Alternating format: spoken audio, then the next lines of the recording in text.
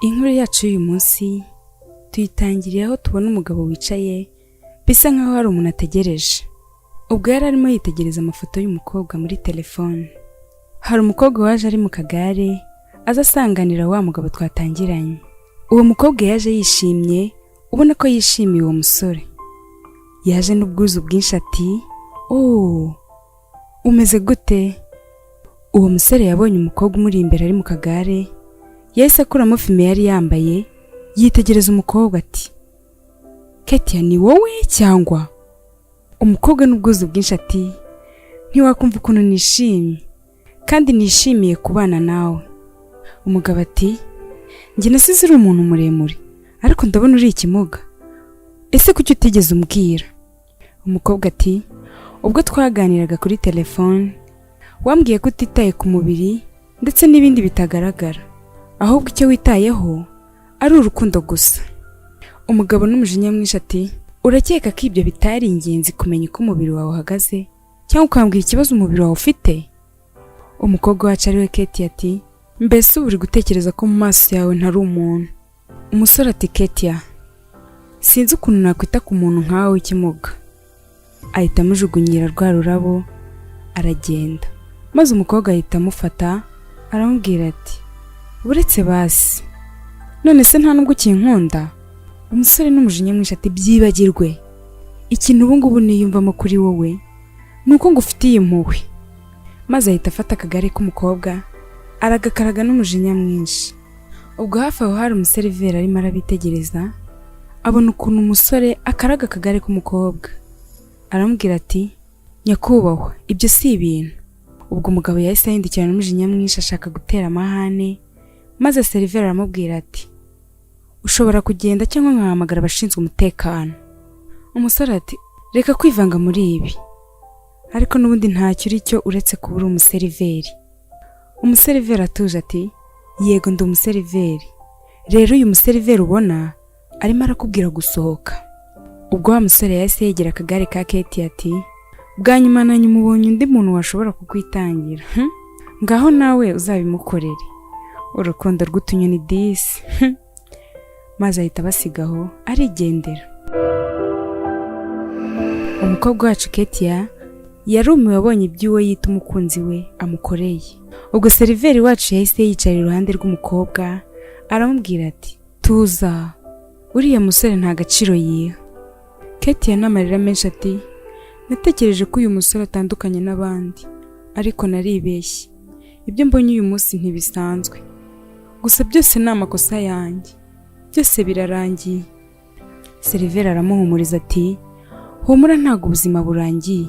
Tuza, kandi uri umukobwa mwiza. Uriya musore nawe ntago ubwe yiyubaha, rero ntago yakwitaho kuko arikunda cyane." Ketia areba seriveri ati, "Ese ubundi gute uvuga amagambo nk'ayo kandi ntaho nzi?" "Yo, burya seriveri wacu ni umunyamutima mwiza." Amusubizanya umutima mwiza ati, "Ibi twabikemura." Ahita amuha ikiganza agira ati, "Byiza guhura nawe." Umukobwa ati, "Nitwa Ketia." Umuseriveri ati, "Mbabarira umpe iminota 5 ntunganye buri kimwe. Shift yanjye irabirangiye, maze nze ngutware nkugeze mu rugo, ariko ubaye ubikunze. Kandi twajyana no gutembera, tukajya muri parike n'ahandi, maze nkongera nkagucyura mu rugo, ariko ubaye ubikunze, ntago ndi kuguhatiriza." Ketia ubwo yitegerezaga seriveri arimo araseka, aramubwira ati, "Yego." Seriveri nawe ati, "Urakoze, basi ntegereza gato, ntago ndi butinde." Ubwo umuseriveri wacu yahise agenda, umukobwa nawe asigara yishimye kubera umutima mwiza abonanye uwo museriveri. Umukobwa nawe yasigaye yishimye kubera umutima mwiza abonanye seriveri. Igihe cyarageze seriveri aramucyura mu rugo, ari nakamubwira ati, "Ketia, erega nawe ufite uburenganzira." Ketia ati, "Yego, ni ukuri ndagushimira kubw'uyu munsi, wakoze cyane. Byibura watumye nishima." Seriveri yahise ahagarara imbere y'umukobwa wacu ariwe Ketia, aramubwira ati, "Ni ukuri nawe wakoze cyane." Ubwo muri ako kanya hari umusore wasohotse mu muryango, bari bahagaze imbere. Bisa nkaho uwo muntu usohotse muri iyo nzu aziranye na Ketia. Katie akimubona ati "Oh, uyu ni musaza wanjye mukuru." Ubwo yabwiraga seriveri. Ubwo wa musore wari usohotse mu nzu, burya ni musaza wa Katie. Katie ati "Bro, uyu ni inshuti yanjye nshyashya." Seriveri yahise ahereza ikiganza wa musaza wa Katie, aramubwira ati "Byiza guhura nawe." Musaza wa Katie yitegereje seriveri wacu, aramureba ariko ntiyamuha ikiganza. Wabonaga ko bisa nkaho yamuciye amazi cyane. Ahita amubwira ati "Byiza guhura nawe." Ubona ko atamwitayeho. Yahise areba mushiki we ati "Nicyo gihe ngo massage yawe ikorwe." Katie ati "Oh, nyine ariko numvaga nshaka kumarana kandi kanya nawe." Ubwo byasaga nkaho abwira musaza we wari umubwiye ko igihe cya massage kiwe kigeze. Seriveri ati "Oh, Katie, wigira ikibazo. Ahubwo mfite kugenda kandi nishimiye kumenyana namwe." Seriveri wacu yahise yigendera, maze musaza wa Katie ati "Mana yanjye, mbega umuhungu uvuga aravuga cyane. Harya ngo mwagize umunsi mwiza." Musaza wa Katie yahise afata akagare ka Katie yari yicayemo aramucunga, amujyana ku ruhande, atangira kumuganiriza, ari nakamubwira ati "Ufite kunyumva ibyo nkubwiye byose. Erega ndi musaza wawe kandi ugomba kuguma mu rugo nk'uko abaganga babikubwira." Umukobwa ati "Nta muntu n'umwe ariko wambuza kugenda, sibyo muvandi? Musaza we terega, mba ndimo kukurinda, ndinda n'umutima wawe ngo batazakubabaza. Nyumva neza, nta mugabo n'umwe wakunda umukobwa ugendera mu kagare." Umukobwa ati "Njye n'uriya muhungu turi inshuti gusa, ariko hari ikintu ndi kwiyumvamo kandi cyiza cyane hagati yanjye nawe." Akivuga gutyo musaza we ati Katie, mushiki wanjye, ese uribuka ikibazo cy'ubumuga ufite?" Katie yanagahinda kenshi anababaye cyane ati "Gute wambwira gutyo koko muvandi? Koko musaza we terega ni njye nyine ushaka kukurinda. Njye nshaka kukurinda abagabo nka bariya baba bashaka amafaranga gusa, bamara kuyabona bakagenda." Umukobwa ati "Ariko muvandi, uriya si uko ameze. Ni ukuri wimufata gutyo kandi ndabizi neza." Umusore abona ko umukobwa atarimo kubyumva neza, aramubwira ati "Katie, muvandimwe nyumva neza. Erega nta mugabo wakwishimira kubona umugore wari mu kagare akamurushya ndetse igihe cyose. Ngaho bitekerezeho." Musaza wa Katie yahise amusiga aho ngaho aragenda.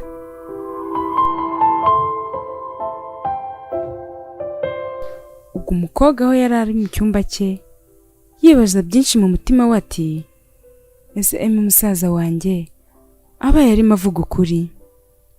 Ese ubundi nta kindi ndicyo uretse ikimuga? N'ubundi sinzigera nkora nk'ibyo abandi bagore bakora, n'ubundi nta wankunda." Byasaga nkaho umukobwa yihebye cyane.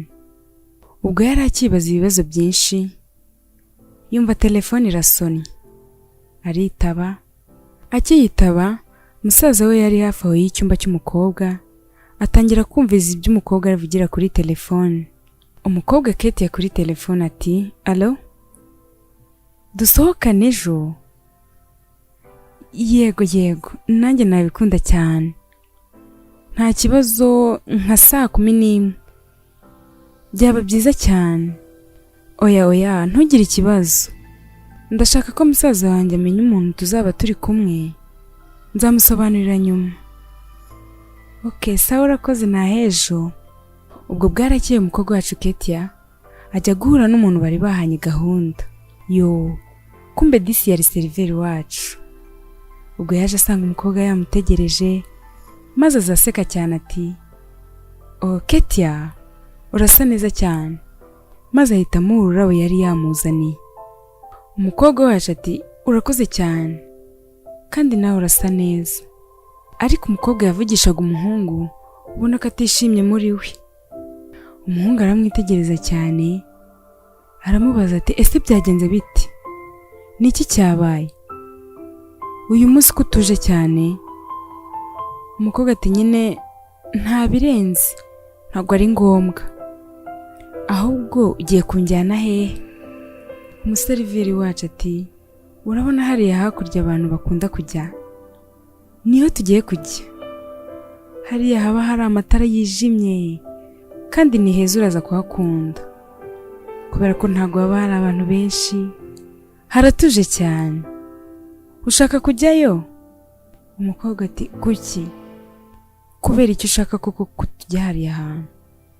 Ese utewe isoni no kujyana nanjye ahantu hari abantu benshi? Umusore ati oya Ketia wivuga gutyo, ntabwo ari cyo mvuze. Kubera ko kuri njye mba mbona hari ahantu ari heza cyane, ari ahantu hari romantike, gusa sinzi icyo ubitekerezaho. Ariko ubaye utashaka twajya n'ahandi nta kibazo. Umukobwa yakomeje agira ati ndakwinginze ntukine n'amarangamutima yanjye, kuko birankomerera cyane, kuko sinahangana n'ubumuga mfite ngo ngerekeho stress z'abantu bankinishiriza umutima. Umusore ati Ketia, ntabwo ibyo bintu nabikora, kuko n'iyi minsi yose tumaranye nabonye uri umuntu utangaje cyane, rero wigira ikibazo. Umukobwa ashimishwa n'amagambo abwiwe, maze ahita amufata ikiganza aramubwira ati tugende. Umusore nawe ati ubu noneho twagenda. Ubona ko bishimye cyane. Ku rundi ruhande musaza wa Ketia ari we Emmy ari kumwe n'undi mukobwa tutaramenya, arimo kumubwira ati ubikore nk'aho ari ibyanyabyo, dore nkwishyuye amafaranga menshi. Maze arayamuha, umukobwa ahita agenda. Ubwo umukobwa yaje aho Ketia na seriveri bicaye, ubona ko bishimye cyane, arimo kumubwira uko filime yagenze, mbese byari byiza, barimo baseka. Umukobwa ati ese kuki urimo kunca inyuma ku mukobwa nk'uyu nguyu kimuga koko sheri? Umusore ati ariko wibeshye, ntaho nkuzi. Umukobwa akomeza kuvuga byinshi cyane nk'aho aziranye n'uwo musore, ariko umusore ati sorry wibeshye pe, kuko nta hantu nkuzi njyewe. Uyu mukobwa bisa naho yishyuwe na musaza w'umukobwa kugira ngo azabatandukanye.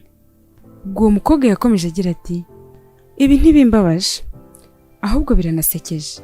Umusore ati mbere na mbere ndashaka umbwira uwo uriwe, ubundi urinde, kuko sinzi ibyo urimo uravuga cyangwa ibyo urimo gukora hano. Umukobwa ahita abwira Ketia ati umva shushu, nizere ko utari bwizere ibinyoma arimo kukubwira, kuko numubeshye cyane. Nanjye yarambeshye imyaka 3 twari tumaranye, ariko yarambeshyaga yirirwa nca inyuma gusa. Ubwo nawe akugiriye impuhwe nyinshi. Sawa bye, ngaho mukomeze mubeshye, n'abandi mukomeze mubeshywe. Ahita yikubita aragenda. Umuhungu yasigaye ari kwibaza ibiri kuba, kuko yabonaga ari ubusazi. Ketia ubwo yari yarakaye cyane, kuko yahise yumva ko ari ukuri. Ubwo seriveri wacu yarebye Ketia ati Ketia, ndarahira ku Mana biriya byose avuze ntabwo ari ukuri, kandi nta nubwo nzi ngo ni muntu ki. Umukobwa n'amarira menshi ati nagusabye ikintu kimwe gusa, nakwiyamye gukina n'amarangamutima yanjye, none umbabaje kurenza n'abandi bose, kuko nari nakwizeye, nizeye ko utandukanye n'abandi bose. Umukobwa n'umujinya mwinshi afata akagare ngo agende. Umusore aramufata ati reka basi ngutware. Umukobwa ati reka nditwara n'ubundi nizanye, rero ndeka cyangwa mvuze induru nsaba ubufasha. Ketia yahise afata rwa rurabo ararumutera, maze ahita yitwara. Yari afite umujinya mwinshi pe. Umusore arahaguruka aramukurikira, ari nako amuhamagara ati Ketia. Ketia yatwaye akagare yihuta. Ubwo imodoka yari igiye kumugonga. Seriveri kuko yari yamukurikiye ahita amutabara vuba vuba.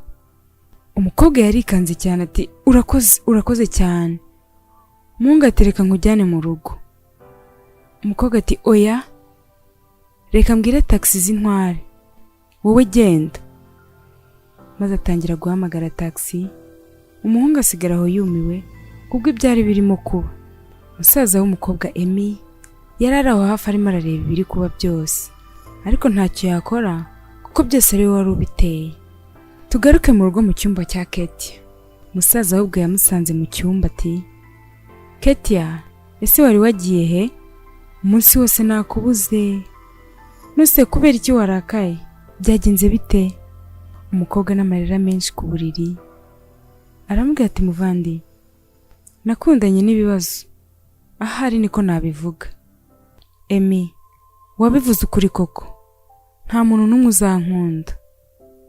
Emi ati, wivuga gutyo Ketia, ntago nakwishimira kubona ubabaye. Umukobwa ati, n'ubundi ntacyo bivuze, ndabirambiwe musaza wanjye.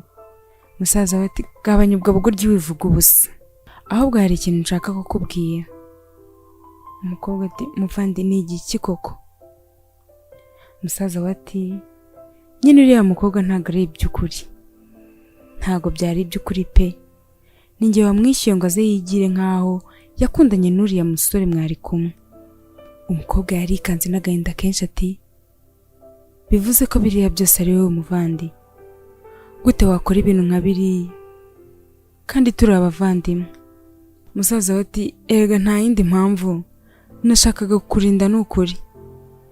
Gusa ariko mbabarire kuko nabonye uburyo yagutabaye, ndavuga ntiragukunda cyane kandi agukunda bya nyabyo, ndetse n'uburyo nabonye yumvise ububabare, n'ukuri aragukunda cyane, nanjye ubwanjye mbihagazeho. Umukobwa ati, iyo aba nari nshoboye kuva hano nkagukubita, ariko nzanagukubita. Ese ubwo waba uzi inshuro yampamagaye nkamukupa, nkagera naho nanamuburoka? Emi ati, mbabarira ndakwinginze mushiki wanjye, ndakwinginze mbabarira. Mushiki we ati, genda mvira mu cyumba, sohoka, genda nonaha. Ari nakamukubita imisego, musaza we arasohoka. Ubwo musaza we akimara gusohoka, Ketia yasigaye arira. Bukeye bwaho ubwo Ketia na Emi bari bicaye muri salo, musaza we yaramubwiye ati, Ketia, ngufitiye surprise, uretse gato. Umukobwa arikanga, gusa ariko aricara arategereza. Agiye kubonabona musaza we azanye wa museriveri. Musaza wa Ketia yahise azana wa museriveri iruhande rw'umukobwa, ahita amusaba imbabazi, arangije arabasiga ngo baganire. Ubwo Ketia yahise areba wa museriveri aramubaza ati, ese basi uracyashaka kumenya? Seriveri ati, nicyo kintu numva nifuje na mbere, na n'ubu numva nkifuza, kuko uri umukobwa mwiza, w'ingeso nziza kandi w'umunyabwenge.